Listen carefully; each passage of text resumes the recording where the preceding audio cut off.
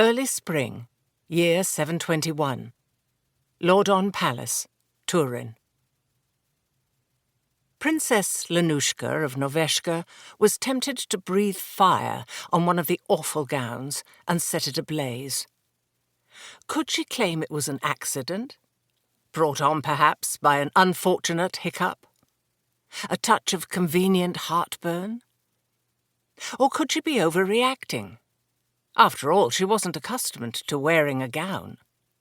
Her years of military training had left her with a natural preference for breeches. Even now, she was wearing the dark green uniform that indicated her rank of captain in the Norveshki army. But it only took a quick glance at the stricken faces of her cousins, who were all habitual gown-wearers, to confirm that her first impression had been correct. The bridesmaid gowns for Princess Rosalind's wedding were absolutely hideous. Lennie sucked in a deep breath. What could she do? If she burned one gown to a crisp, the 5 other bridesmaids would be annoyed that she hadn't relieved them of their equally horrible gowns. Besides, she wasn't sure which one was actually hers. Should she set them all ablaze? That would risk setting the room on fire, or even the entire palace, putting numerous people in danger.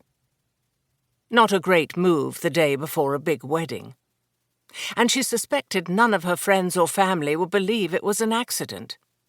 They all knew how hard she had worked to gain complete control over her flying and fire-breathing capabilities.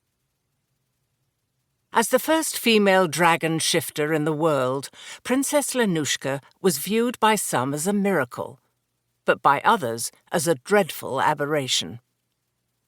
There were many Norveshki, mostly men, who were always watching for any sign that she was inferior and unworthy of being a dragon, and especially unworthy of inheriting the throne. "Well, what do you think?"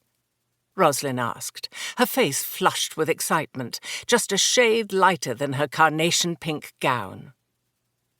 "You seem quite speechless, so I can only assume that the gowns are as stunning as I planned them to be."